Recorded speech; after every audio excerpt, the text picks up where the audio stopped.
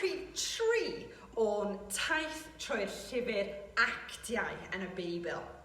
A mae'r llyfr Actiau yn sôn am y pethau oedd y disgyblion oedd ffrindiau Iesu wedi wneud ar ôl i Iesu mynd lan i'r nefoedd.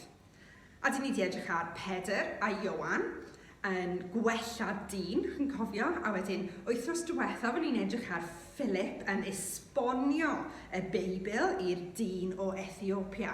Ac oedd y dynion yma i gyd, oedd y pobl yma i gyd yn llawn o'r ysbryd glân. Ond oedd e ddim i gyd yn pethau da, pethau hapus. A heddi ni'n mynd i edrych ar dyn oedd ei enw oedd Saul ar dechrau'r stori, a wedyn mae'n mynd ar daith ac yn newid ei enw i Paul ar diwedd y stori. Ond pam ydy wedi wneud e? Drychwch ar hyn. Paul yn cyfarfod Iesu. Roedd Paul ar ei ffordd i Ddamascus, tref y fawr lle roedd llawer o ffrindiau Iesu'n byw. Fe gaf i wared ohonyn nhw, meddyliodd. Rhoddan nhw i gyd yn y carchar a'i rhwystro nhw rhag siarad am Iesu. Ond hynny, roedd Duw am i Paul bod yn ffrind iddo. Cerddodd Paul oddi yno gyda dynion eraill, yn sydyn fflachiodd golau llachar o'i gwmpas. Cwympodd i'r ddaear a chlywodd lais yn dweud, Paul, pam wyt ti'n trio fy mrifo i? Iesu oedd yno. Dos i Ddamascus, meddai Iesu. Byddi di'n dod i wybod beth sydd angen i ti wneud nesaf yno. Roedd Paul yn wahanol nawr. Roedd e wedi cyfarfod Iesu. Roedd e ddim yn casau Iesu ragor. Roedd yn ei garu. Doedd e ddim eisiau cael gwared o ffrindiau Iesu chwaith erbyn hyn. Roedd e am fod yn ffrind i Iesu hefyd. Hyd yn oed pan oedd Paul yn casau Iesu, roedd Duw gydag e, ac am fod yn ffrind iddo.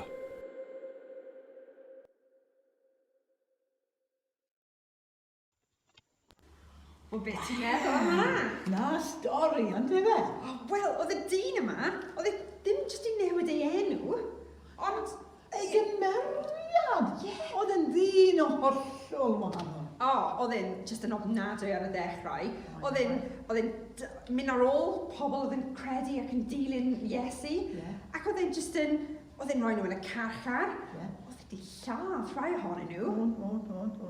A wedyn, mae'n cerdded lawr yr hewl. A mae'n cwrdd â Iesu. A mae'n newid ei holl gymeriad. Ond i hwnna'n stori dda. A mae hwnna yn golygu wedyn, mae gobeith i ni. Wel, mae'n gobeith i pawb. Achos mae'r stori yn dangos, does dim ots beth ti wedi wneud. Mae Iesu dal y maddau, oedd y dyn yma'n ofnadwy. A wedyn, mae'n newid, mae Iesu maddau iddo fe. Mae'n newid. A wedyn, os chi'n edrych yn y Testament Newydd, mae Paul wedi ysgrifennu lot fawr o'r Testament Newydd. Odi. A'r peth da yw, hyd yn oed heddi, yn ei still yn dysgu wrth Paul am beth oedd wedi mynd trwy. Dyna ni. Dyna ni. A mae jyst dim ots. Pwy ydyn ni? Beth ni wedi wneud? Neu pa mor hen ydyn ni? Neu pwy mor ifanc fel chi? Na, mae Iesu yn gallu bod yn ffrind i ni. Mae'n maddau i ni, dim ots. So, sut ydyn ni'n dod yn Cristion?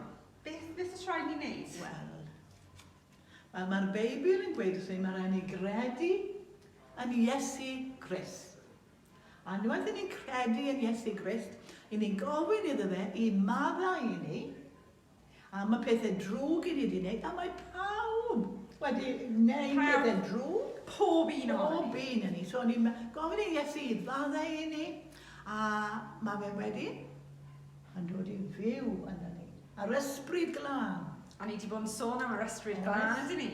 A mae'r ysbryd glân yn gallu dod i byw gyda ni pob dydd. A mae hwnna yn just newyddion ffantastig. A fel oedd yr ysbryd glân wedi dod â Paul a newid ei fywydau, a mae'n gallu gwneud hynna i ni. Ni hefyd.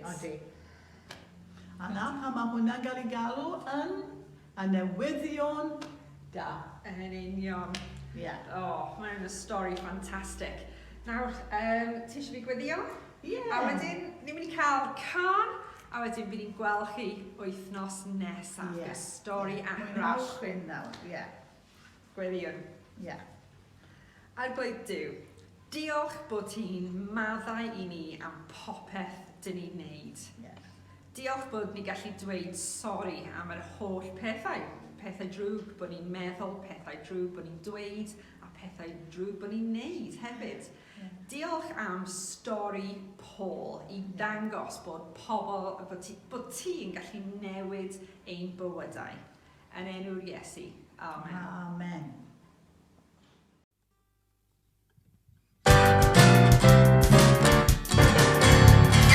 Iesu dan ni'n canu dy dod. Iesu dan ni'n canu dy dod. Dy gariad anhygoel sy'n gwneud i ni gamol. Iesu dan ni'n canu dy dod. Iesu dan ni'n canu dy dod. Iesu dan ni'n canu dy dod.